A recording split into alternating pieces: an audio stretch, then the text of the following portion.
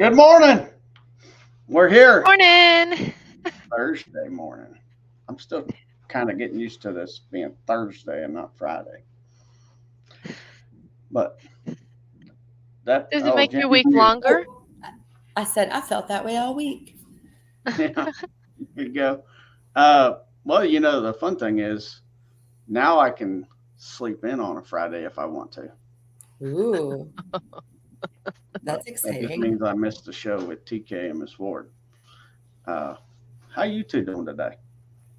I'm good. I am Good. grateful to be alive. We were in Tornado Alley yesterday with those storms coming through. Had tornado that hit down just a few miles from here. So I'm here. And we Yeah, didn't lose power. that's amazing. That Yeah, is I good. think Jenny, Jenny first. Good oh, morning, Garrison. Good morning, Adam. Good morning, Andrew. Good morning. The other Andrew. I like the sleep in suggestion, EJ. Yeah, I think he thinks, what is sleeping in, right? Uh, Sleeping in means I stay in bed for 30 extra minutes. I did not want to get out of bed today. It's like really gray and I don't know. It's not raining yet, but it's just like one of those mornings that you don't want to get out of bed. Yeah. Well, But I'm if here. you don't know, it's the morning grind. We do Bible and business, a little bit of Bible, a little praying, and then we talk about business. And I have my friends with me, Jenny Seeley from the Outcome Academy, and Cavalry. I always want to say Calvary, but it's Cavalry Appliance, and Shayna Shadowin. We were talking about Jenny this week, and Austin goes, "What's the name of their company?" I said, "Jenny Appliance." What is it? Jenny. Well, even No. Shelby, who answers our phones all day, sometimes like it sounds like she's saying cavalry, but it's all good. People write cavalry on our checks too. It still goes to the bank. It's just fine. Yep. People ask me all the time, like, how do I spell appliance? I'm like, it doesn't even matter. Just write EJ. Uh, it all EJ. goes in the bank. Yeah. And if they write my name, it Refrigerator. goes in a different account. I think it'd be worse if we had to try to tell people to spell refrigerator on a check. Mm.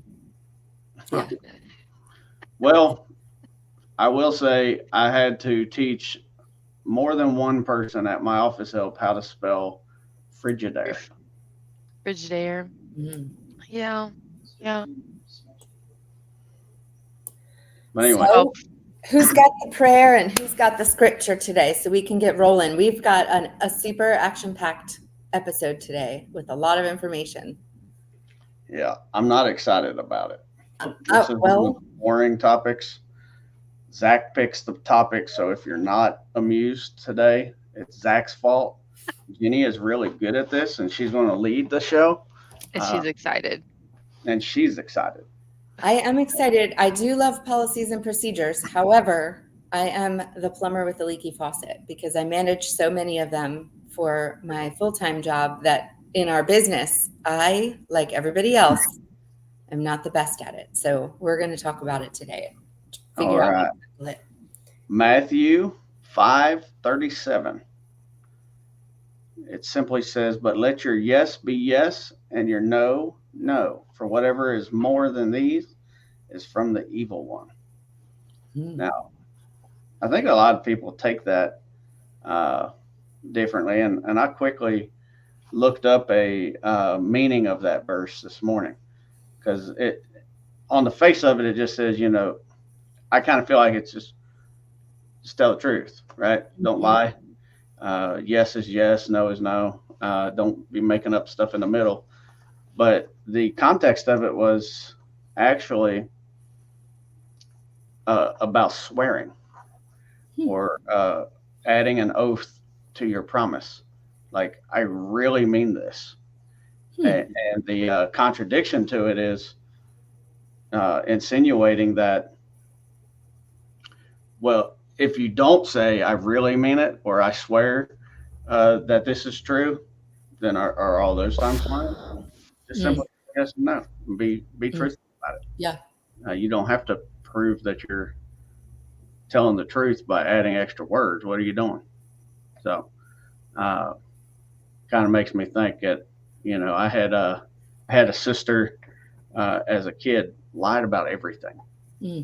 I don't know why, but I swear to God, it's like, no, you're just trying to make us believe it. Andrew says, I have the best procedures. I promise if you follow these words, you'll be successful. Okay. All right. So Shayna, you want to pray us in before we dive in? Sure. Awesome. Dear Heavenly Father, thank you for this glorious day. Thank you for the breath in our lungs and for once again allowing us the privilege to be able to gather together and discuss the Bible and discuss business. Father God, I give you the praise and the glory. Let our words today be for you. Let our actions today be for you. Father, lead us and guide us as we go about our day. In the name of Jesus. Amen. Amen. Thank you. So I thought I'd start off with just defining a couple of terms before we start diving into all the things. So first, kind of the difference between what's a policy and what's a procedure. So how do you guys define what is a policy, what is a procedure, what is a tip sheet, what's like a form or a document, and how do they all fit into how you guys run your office? So do you want to start, Shayna? Well, since I don't make up the policies and procedures, I thought that they were the same thing. Okay. I'm sure a lot of other people do too. That's why I'm asking the question. How about you, So- EJ? I don't know the technical answer, but I'll give my understanding of the answer after I say good morning, Joe Seeley. Good morning, Yeah, Josie. good morning, Joe. So a procedure is kind of a step-by-step instruction on how to do something so that you do it consistently the same way every time. Policy is more like a guideline that Rules. when this happens, this is how we handle it. Kind of like the rules, if you will. Yes, you're like right on the money, EJ. So your policies are going to be like your whys, your whens, things like your employee handbook is a really good example of a policy. Your attendance policy, your dress code policy, all of those things are kind of giving, like our Bible verse said, the truth about what your company feels is the standard so that it's not confusing. It's really clear for people. It's almost like a contract, if you're thinking about when you enter into an arrangement with somebody and everybody doesn't understand the rules that we're all playing by, then it's confusing and frustrating. And then people might get in trouble for something they didn't even know was something they had to do. So the point of having the policies is so important because we want to make sure that people always have clear instructions and they know exactly what they're doing. The procedure is about giving also your people on your team the same experience, but also your customers. So you have your procedures in place so that everybody's doing everything the same way and that every customer, every time they come back to you, they're not getting a different experience because that would be confusing to the customer. And then your tip sheets, your forms, your documents, all of those types of things, super important to keep them with whatever policy they're with so you can have document control. Do you guys kind of have document control where there's not like 10 different versions of things going around, but you know which one is in force at the time? So how do you do that?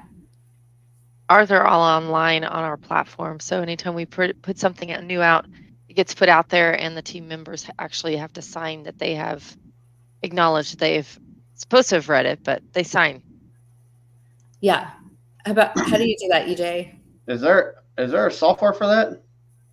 So, I mean, at the hospital, we have a software. I'm sure it's super expensive. I don't pay the bills at the hospital, but we manage like many thousands of policies throughout the hospital. So I think for organizations that have really huge amounts of policies in many, many departments, it might be good to invest in a software. And I did try to find one for for a small scale. And I think they're out there, but I've found a different way to manage ours. So I'm curious how you guys do it, because I think that's a question that a lot of people have is where do I keep it? Because having a binder in the office is great unless you're out on the road and you don't know how to handle something.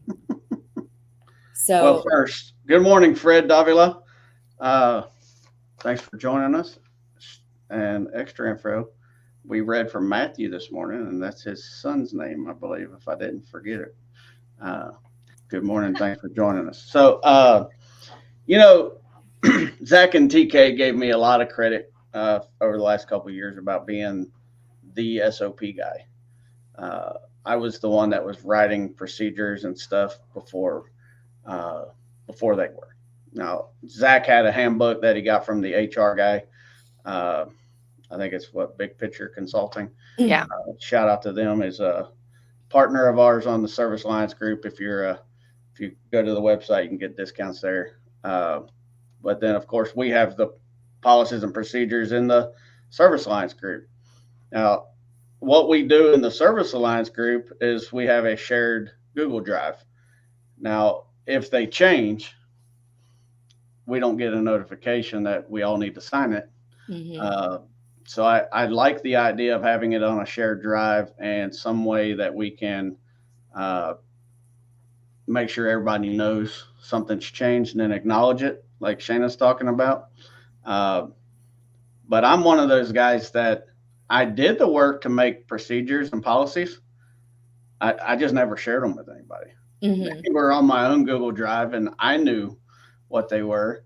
And I would talk about, the procedure of how to do this and that. And I would show them, but they didn't see it. They didn't know, and they still don't. And we're working on that now, where I've hired Stephanie. She's writing some of the procedures as we go now. And that's the next step, actually, Jenny, is I want to find the way to do like what Shayna's doing for my business. So I think you could just have somebody initial, if you give them edit rights for a period of time. I don't know that I would leave edit rights open all the time on live procedures, because you don't want anybody to accidentally change something. But put all of a sudden they have 8 weeks of vacation or something like that. But not that anybody would do that. But you want them to have a chance to initial and date it. So you could do it that way. The way that we found to store ours for the time being until another amazing opportunity arises, where the way it works at the hospital, it's very clear who owns the policy, the date that it went into action, that it was finally approved by all the people that need to approve it. And then you can actually see in green and red all of the different changes that happened within it. Anytime there's a new change, it gets pushed out to everybody. So that software is pretty much the gold standard of what we would all desire. But for now, the easiest way I found to kind of store them in a place where everybody on the team has access on a dime is to make a page on our website. And it's cavalryappliance.com, and then I think it's /team, but then we have it password protected so that everybody can't just get in there and see it. So if you have a way if you manage your own website, that's one way you can do it, is to make a hidden page that isn't always up for everybody to click on, but your team knows how to access it. And then we just have hyperlinks to the policies. I have 3 columns, administrative, technical, and HR or something like that. And then the hyperlinks under each column. I think Sal was saying basically what you just said. You probably typed it as you were saying it. And buenos dias. So good morning. I've been really thinking about this a bit as we were coming up to this, and Shayna's business. I mean, it's customer service is what you're in. The virtual office, and you guys plug and play different people. Frequently. You've got people that come and go, and it's not like it's a revolving door, but they need to be ready quickly. And the whole thing about your business is how to repeat a high level of service in a short amount of time. I mean, it's all centered around these procedures. Yeah, 100%.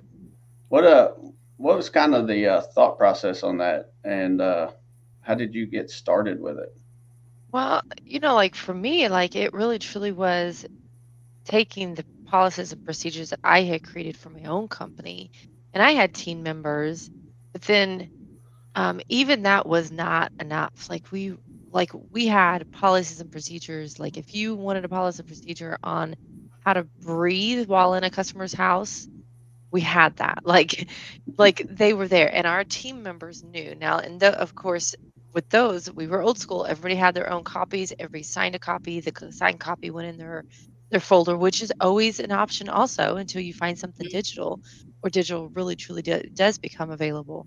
But I took my policies and procedures and we implement them here. Unfortunately, it wasn't enough for the scale that we got at. So it really truly was about taking what I had and going even more. Like for instance, our procedures. Our training initially was like one day, like someone was on the phones on the second day, answering the phones and scheduling, like just get it done. Like it's not that hard type of thing, Mhm. right?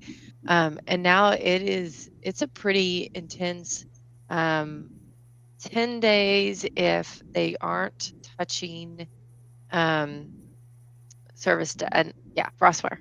And then an additional 3 days if they have to have their hands in Rossware. And so everything is lined up and everything is signed and they have to click to get to the next document. Thankfully, it was something we just added to our own platform that we built. So that made it a lot easier. But, many times I talk to customers and I'm like, I talk about one of my favorite companies, Pizza Appliance. He's been with us since right after COVID. So we're almost at 4 years. It was June 2020. And I tell people, like his map on our system is crazy with zip codes everywhere. And I'm like, yeah, he was pen and paper. Like his map was on a piece of paper, and we would have to try to find it on the piece of paper where that customer was at. And um, it really truly is ever evolving. Like you cannot stop. Mhm. Like we're even in the process of redoing the procedures for each of our team members because Heather, who's our floor manager, her procedure actually is different than it was a year ago when we created them. So we're now going to actually we're in the process of redoing those. And quarterly, we're going to start reviewing, is this still my role? And if not, what am I doing? And who's taking over those jobs that Mhm. I'm no longer doing? So So that was one of the questions that I was going to ask you guys is how do you have some type of process for how often you're reevaluating your policies and procedures? Are you kind of just doing it on the fly when there's a change or? yeah, we did not have a process. Things just, hey, we need to change them. And so we changed them, but we're going to start evaluating them quarterly now because things really do change that often. Yeah, that was one of my plans, and Jenny's in my mastermind group, and I had a goal that I just kind of abandoned in place because it just didn't happen, and I don't want to keep dragging it out. Uh, but TK brought up the idea to do one procedure a week. Mm-hmm. It's a So great idea. if you plan a period of time each week for office work, plan a period of that time devoted for creating a procedure or a policy for your business. And I couldn't keep up with that, Mm-hmm. even just one. And uh, the thing that I've been noticing is we change it as it happens, as it changes. For example, I had wrote up a procedure for getting the free compressor from LG for the refrigerators. And then LG changed their process. Mm-hmm. It used to be call in one number and get the letter of authorization and then call the next number and order the stuff.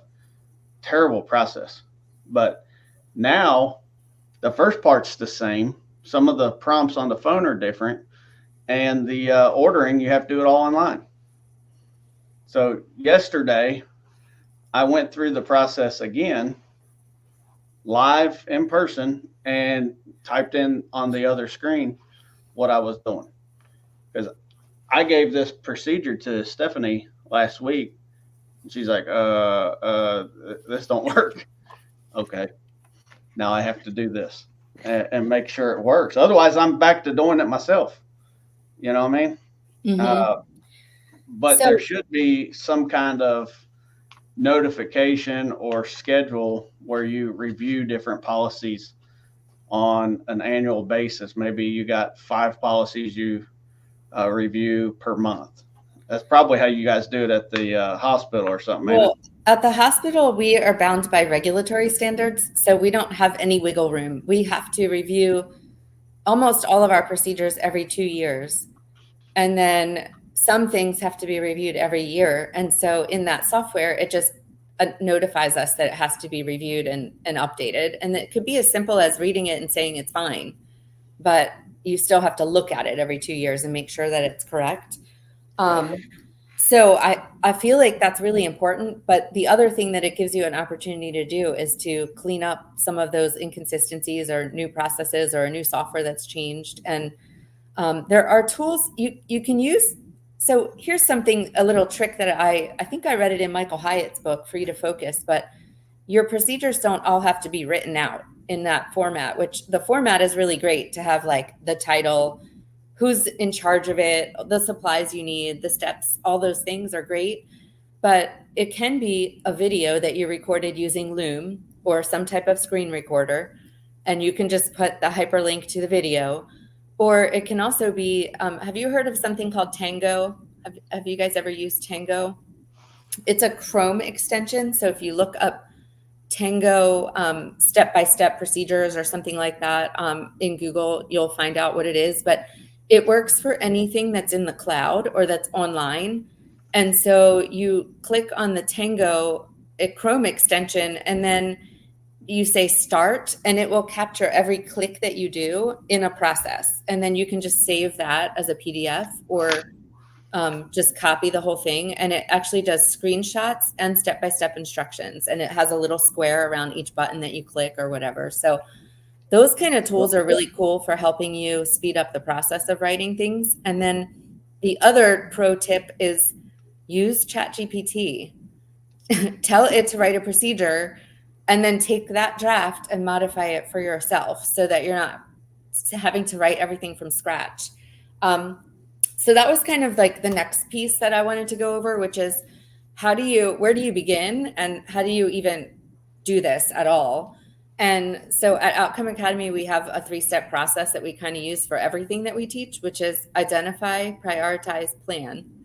So for our identify phase of our procedure list, I went straight to the Alliance membership, and I looked at all the policies that you had there. So it was a really great reminder for me of what kinds of things we needed to even be looking at. So if anybody's not a member, that's a really great resource. If you are a member, log in there if you don't know where to begin, and at least you have a starting point. So you can do kind of a brain dump of all the different policies and procedures that you think you might need in your business. And then the next step, prioritize. You're just going to go through and think about what is super critical right now that your team needs. Or if you happen to be onboarding a new person and you need those tools to train them, that's a great accelerator to make you do it, so that they can have some step-by-step things. And then, like EJ was saying, plan out your strategy about how you're going to tackle it. And we use Todoist for recurring tasks in our office. And so in Todoist, you can literally say, that's another app. It's like to-do list, but without the L in it. And then you can just literally put on there, review employee handbook every June 1st. And then every June 1st, it will tell you that you have to do that action. So I love Todoist for recurring tasks, not for like vision planning and day-to-day things that you have to do that are coming up in your business. But that helps me. So what what kind of things are you guys working on right now? Like, what is your main priority that you don't have a policy or procedure for that you feel like you need to implement right away in your business?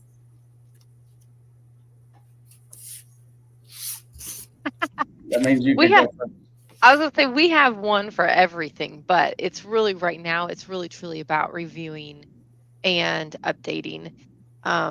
Which ones do we need to review? Right now, we're starting with our roles of we found out there's not even actually one in there for me. So creating one for me and Jason, Mm. updating the primary roles. So it'd be Tabitha's, Austin's, Heather's, and Kayla's roles, updating those roles. And then that is what we are focusing on right now. You guys even have a procedure for what to do when the soap or toilet paper runs out in the team bathroom. We do. Wow. We do. That's I'm not ambitious. joking. I had to follow the policy. When I was there, I reached the end of the toilet paper. And I had to read the policy on where to find the toilet paper and what to do. Oh my gosh. And I'll tell you, and it sounds funny because we're talking about bathroom etiquette, right?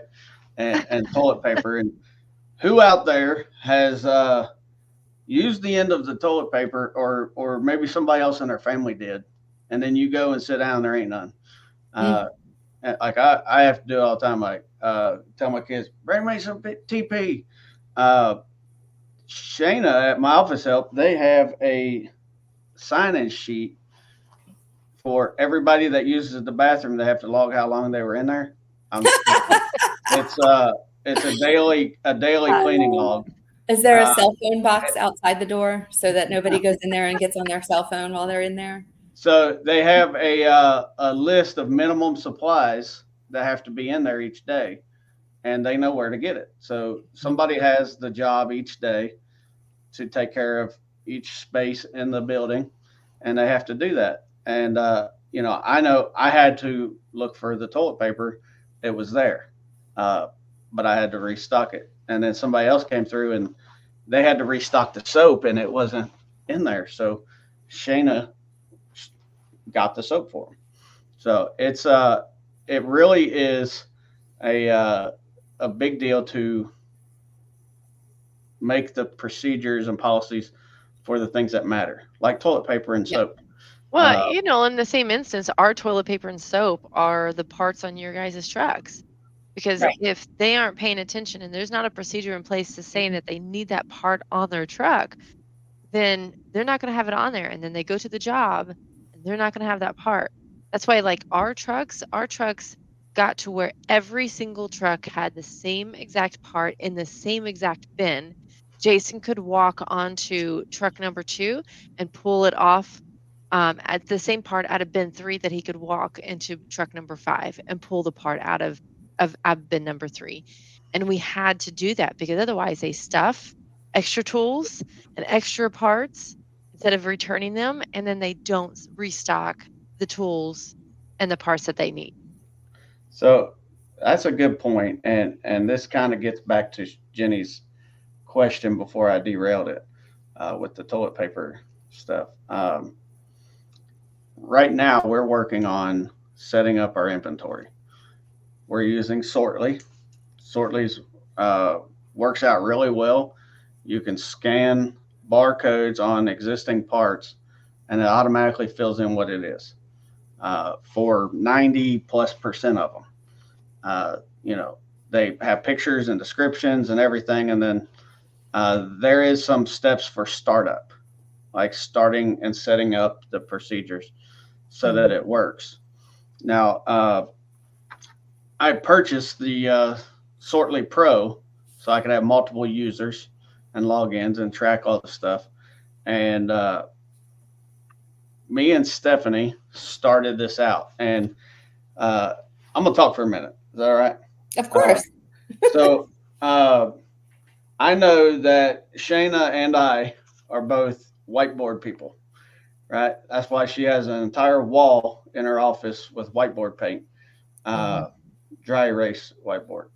I used my big screen in the office and opened up a Google Doc, and we wrote out the things that we need our inventory to do. And number one was it needs to be easy. And, and we went down from there. We need to be able to scan. It needs to be quick. We need to know where it is on everything that we do. And we have been talking about this for 2 years. And the whole idea was if you're going to do it right. Mm-hmm. And Matt Harris is using Sortly. He's loving it. So when we finally did it, we studied how to set it up.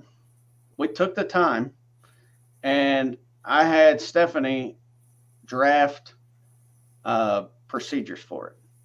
Now, Andrew came in. He's a trainee right now, an apprentice, and 2 hours each morning while I did my office time, he did inventory, starting with the parts that are in-house upstairs. So we use that as practice to set it up. And yesterday we had our team meeting about it. We introduced it. We went through the procedure, put it up on the big screen behind me. And I had my phone hooked up to show them how to do it. We're scanning parts and moving them from here to there. And the question came up. We had done one van, Terry's van, and they inventoried everything to the van. So if we look for this heating element, we know it's in Terry's van. I don't know where, but it's in the van.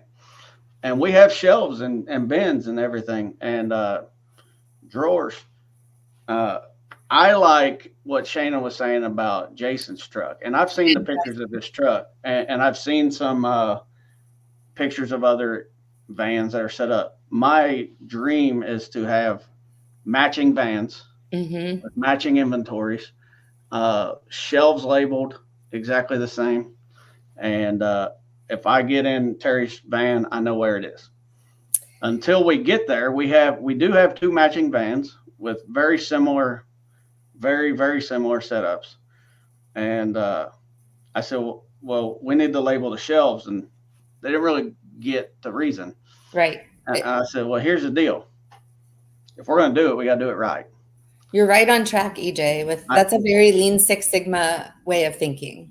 Yeah. So we took the extra 2 or 3 hours yesterday and labeled all of the shelves and went back and moved all of the items from Terry's van into the shelves that they're supposed to be in. Now, my van is labeled just like his, but my parts are in different places. I didn't want to rock the boat too much. I said, okay, wherever you got your parts, they just need to be in that spot. I need to know that when I pull up the app and I type in 279-838 for a Whirlpool dryer heater, I know where it is. Mine's in a different spot, but all I got to do is look it up on the app and there it is. So those things make me very happy because I love organization. I just don't like doing it. I don't know where I was going with it, but there's an example it's about having a procedure. You're having a procedure for your part storage, and the supporting document for that would be a map of what it looks like and where it's supposed to go, or a list of your standard parts. So along with all of your instructions and your procedure, you want to have those documents housed in the same exact place so they're easy access for people to grab. Absolutely. Let's answer Sal's question real quick. What is it? He asked Shana, what service softwares are my Office Help plugged into? Oh, okay. I'm assuming CRM. So we have Housecall Pro, Workies, Jobber. We just brought on Squarespace. I just had a company that started yesterday that had their own custom built software. Really, truly, ServiceWorks is another one, and Kickserve. Those are the ones we're currently using right now. Basically, if it is easy enough for us to be able to jump in there and schedule, then we've started adding it. So. Now you didn't. And then of course you got Rossware. Rossware. I saw that Jason did an interview with somebody at ServiceWorks. Yes. You guys so the CEO.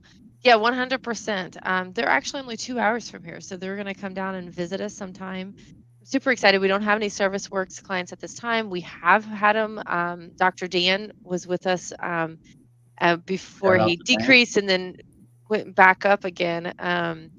And absolutely, it was perfectly fine. We've not added any at this point, but that is our newest partnership is with them. Well, cool. Saul's stroking my ego. Thank you. Thank you, Saul. I love it. I mean, you do have your act together, EJ. You have to, we all have to commend that. Like But- with your policies and procedures, it's good. You know what I've noticed, and I knew this all along because I have been in management before. And you guys have heard me talk about team before. Almost every time I write or type the word team, I do it in all caps because it means something to me. It's not the initials, but the actual acronym together, everyone achieves more. It fits, but that's not why I do it. I do it because it's important to be part of a team. I got this from the military. Mhm. Gasper's joining the party here. Thank you, Gasper. I feel bad because I'm the one that's got to click on them. So the thing is, Jenny, you're seeing it now where you and Joe were a great team anyways. Mhm. You have a great marriage and he has great experience. You have great experience and he doesn't argue as much as I do with his wife. And I think Jason and Shayna have the same thing. But what we've learned adding Shelby and Will and Shayna with her whole team, you got a beast team. People that's some not with you now, some are that have made major contributions to putting these things together. And I have as well. Now, I think I've got a couple rock star new employees now that really get it. And I'm excited because I've been wanting this team environment where, we've talked about before visionaries and integrators. I thought I was an integrator, Mhm. but Yeah, turns you're a out visionary. I'm more of a visionary. I know how I want things to be. And that comes from, I like being organized, but I don't like organizing. Mhm. I need somebody around me to make these things happen. And that's what really is fun for me is having a team of good people that are better than me in some areas that can just take that vision and make it happen. Like I'll tell her another time because she's not in here right now, Stephanie.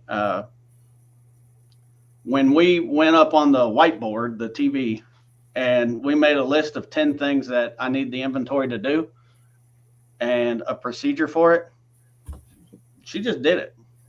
She she understood the assignment, as they say, and made it happen.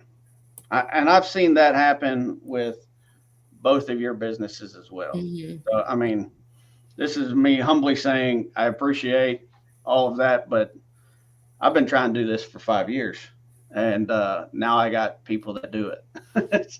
Well, kind of like tying all of that together, EJ, your mission, your guys' mission as a team in the Alliance is to elevate the industry. And you can't elevate the industry if you're not being a professional. And you're not being a professional if you don't have your policies and procedures in order. So it's something to strive for. If, we step in Chick-fil-A, and one of the things that we've talked about is sometimes that's funny. One of the things we've talked about before is like in our business is the feeling that policies and procedures can sometimes make you feel micromanaged or like you don't have the authority to be yourself and answer the phone like you want to if you have scripting and things like that. But when you go to Chick-fil-A and you say thank you, they all know the response, and it makes everybody feel a certain way when they're being a customer of Chick-fil-A. So we want our customers to have the same fantastic experience every time they encounter our businesses, and that's part of being professional. So that's my kind of like closing little summary. So what do you guys have to close it out and give your final words of wisdom with policies and procedures? I do feel like it elevates our industry to be organized that way. And we're not perfect at it by any stretch, but it's something to keep striving for, to keep getting those things solidified. Just do it one at a time. It really truly is a necessity. I'm not an integrator either, so I just visionary things and tell people to do it. But thankfully I've had people here to do them for me. But it really truly is. It's and not just to put it in place and leave it. Put it in place and then do it. Implement it and keep doing it over and over, because that is what's going to get you to that next level. Those policies and procedures are there to help you, to guide you, to help your team, to guide them, making sure that everything is done the way that you want to have it done. Amen. BJ? Well, I was going to give a shout out to you, Jenny. You mentioned professional. It's what makes a business professional, is that consistency. And Cavalry Appliance Repair is a most professional servicer award winner, as is EJ's Appliance Repair. And I personally believe My Office Help is a big part of why my business was and why others are. And they're probably the best, in my opinion, at least, in the industry and what they do. So there's that. And I want to say, backing up what Shana said, start small. It's overwhelming to think that you want to do all of your policies and procedures, and it's a big task. If you have the vision to have them, you'll be intimidated, like me, to not do any of them. If you do one at a time, even if it's one a month, I couldn't do one a week. Right. But servicealliancegroup.com, all access members get access to pre-written template SOPs and procedures and policies for anything in your business, the largest library in the industry. So check that out for a good start. And what was the other thing? Gosh. Mike and Jason mentioned in the video on Tuesday the movie Founder. That's the movie about Ray Kroc starting McDonald's, taking it from the McDonald's brothers. The second half gets kind of, dicey, because it's the battles of him taking the business from them. But there's I think it's the first 30 minutes even, where it talks about how McDonald's came to be and what made it so good in the very beginning. The policies or the processes and procedures, the flow of what happens, making sure that you do what you do really well and only that, and then do it as best as you can. So the Six Sigma, Lean Six Sigma, streamlining, automating your procedures is the next thing to do. The consistent customer experience. So everybody always says, and we all know, McDonald's doesn't have the best burger in the world, but you know what you're going to get every time you go to McDonald's. And so it's that consistency. It's huge. So I think that pretty much sums up this whole entire thing, is that consistency of service that we want to provide for our team and our customers, and interpreting it the way most people interpret that the Bible verse really is about being truthful, like you said, and just laying out a clear foundation and allowing everybody to understand exactly what they need to do. So I think that pretty much sums it up. All right. I'm going to read this comment and then we'll sign out. Everybody get to work and do something. Thank you. It says, I like the SOPs. If for anything else, it's what I would use as a business right away. You don't have to create from scratch. It's all written for you by servicers. People sign up, don't waste time. ServiceLinesGroup.com. So get to work, everybody. Have a great day. Thanks.